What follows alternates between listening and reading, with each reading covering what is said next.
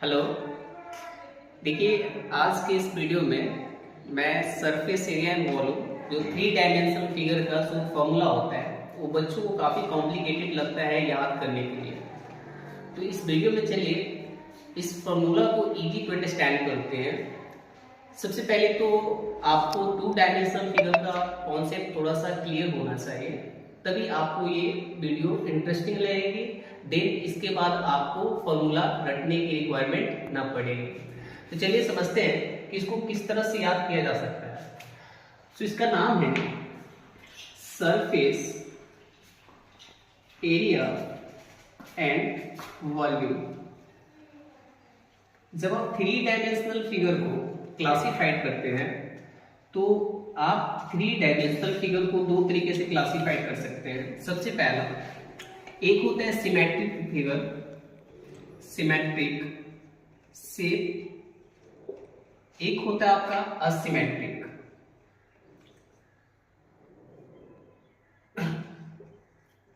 Asymmetric इसमें क्या है, सिमेट्रिक फिगर जो आप देख रहे हैं तो सिमेट्रिक फिगर में क्या होता है, इसका शेप और साइज क्या होता है, सेम होता है। टॉप एंड बॉटम में ऐसे समझो आप कि अगर मैं बोलूंगा इसका टॉप एंड बॉटम तो ये क्या हो जाएगा, सेम हो जाएगा। दोनों क्या होता है, सेम होता है। फॉर एग्जाम्पल अगर आप सिलेंडर का एग्जाम्पल ले रहे हो तो सिलेंडर के एग्जाम्पल में क्या होता है, सिलेंडर का शेप कुछ इस टाइप से होता है। तो आप इसमें एक चीज ऑब्जर्व करोगे कि इसका टॉप एंड बॉटम दोनों क्या होता है, सेम होता है। बट असिमेट्रिक फिगर में ऐसा आपको देखने को नहीं मिलेगा। असिमेट्रिक फिगर का मतलब होता है इसका top and bottom totally different from to each other. So let me give you, आज हम लोग केवल समझेंगे सिमेट्रिक फिगर के जितने भी फॉर्मूलाज है उसको कैसे हम लोग याद रख सकते हैं। तो चलिए समझते हैं। सिमेट्रिक फिगर में आपका एक सिलेंडर आ जाता है, दूसरा इसमें आपका एक क्यूब आ सकता है, दूसरी बात है कि एक क्यूबॉइड भी हो सकता है इसमें। तो सबसे पहली बात हम लोग स्टार्ट करते हैं कि इसके फॉर्मूला को याद कैसे रखा जाए। तो इसके लिए मैंने एक फॉर्मेट बनाया है कि किसी भी सिमेट्रिक फिगर को जब आप इसका LSA लिटरल सरफेस एरिया या हम लोग इसको CSA भी बोलते हैं, CSA का मतलब होता है कर्व सरफेस एरिया।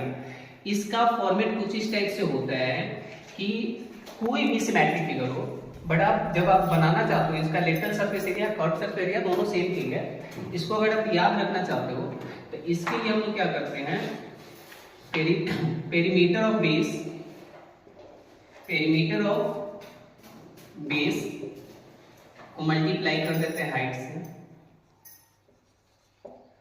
उसके बाद अगर आपका इसे TS से निकालना हो, टोटल सरफेस एरिया, जनरली हम लोग इसको सरफेस एरिया ही बोलते हैं, अगर ये निकालना हो तो इसमें हम लोग क्या करते हैं, LSA को LSA में ऐड कर देते हैं twice of area of base, area of base. इसका वॉल्यूम निकालना हो तो वॉल्यूम के लिए हम लोग फॉर्मूला जो यूज करते हैं, बेसिकली जो फॉर्मेट यूज करते हैं इसमें करते हैं area of base, area of base को मल्टीप्लाई करते हैं हाइट से। देखिए मैं आपको एक एग्जांपल देता हूं। जैसे मान के चलो आप सिलेंडर है, आप सारा निकाल सकते हैं कोई डाउट नहीं, या क्यूब हो गया या क्यूबॉइड हो गया, बट सबसे पहले हम लोग सिलेंडर का एग्जांपल लेते हैं। अगर आप सिलेंडर का शेप देखोगे तो कुछ इस टाइप से आपको मिलेगा। तो इसमें क्या है, ये आपका क्या होता है, इस सेंटर से ये आपका रेडियस हो गया, ये आपका हाइट हो गया।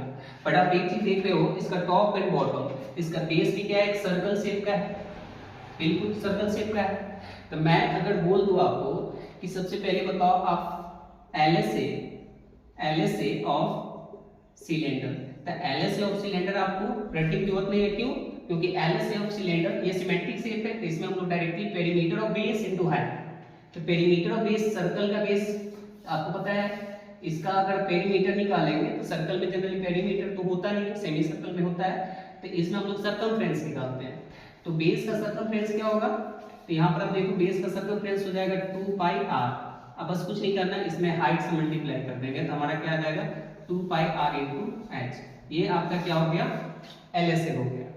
दूसरी बात, अगर आप इसका TS से निकालना चाहते हो तो TS से निकालने के लिए भी ज्यादा कॉम्प्लिकेशंस की जरूरत नहीं है।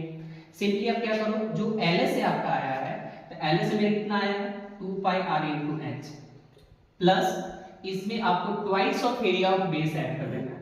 तो twice of area of base क्या होता है, सर्कल का एरिया पाई आर स्क्वायर। अब इसमें क्या करेंगे, हम कॉमन कर लेंगे, 2 पाई कॉमन कर लेंगे, 2 पाई आर भी कॉमन है तो आर भी कॉमन ले लेता हूँ। तो यहाँ पर क्या बचेगा, यहाँ पर एच बचेगा, यहाँ पर आर बचेगा। ये आपका क्या हो गया, टी एस ए हो गया। अगर हम लोग बात करें इसके वॉल्यूम का, तो तीसरी बात इसके वॉल्यूम कैसे याद करेंगे हम, तो इसका वॉल्यूम आप याद करना चाह रहे हो तो इसको आप जनरली क्या करो, मैंने वॉल्यूम के लिए फॉर्मेट लिखा है area of base into height. तो एरिया ऑफ बेस क्या होता है भाई, सिलेंडर है तो एरिया ऑफ बेस मतलब सर्कल का एरिया, तो सर्कल का एरिया क्या होता है पाई आर स्क्वायर। जब हाइट से मल्टीप्लाई कर दो वापस, हाइट से मल्टीप्लाई कर दिया क्या बन गया पाई आर स्क्वायर इनटू एच। इसी तरह से आप कोई भी सिमेट्रिकल फिगर हो, इनफैक्ट क्यूब हो क्यूबॉइड हो, आप इसको निकाल सकते हो। आपको मैं क्यूबॉइड का एक एग्जांपल दिखाता हूं। जैसे मान के चलो क्यूबॉइड ये शेप आपको दिख रहा होगा ब्रिक्स टाइप का, तो क्यूबॉइड जो आपका एक शेप दिख रहा है, तो इसका मुझे वॉल्यूम निकालना है। कितना आसान होगा, देखना आप 1 सेकंड में निकाल दोगे। इसका वॉल्यूम मुझे निकालना है क्यूबॉइड का। तो आपको पता है इसका बेस क्या होता है, एक रेक्टेंगल के शेप का होता है, रेक्टेंगल शेप का होता है। रेक्टेंगल का एरिया क्या होता है, एल इंटू बी, सिंपल सी बात है।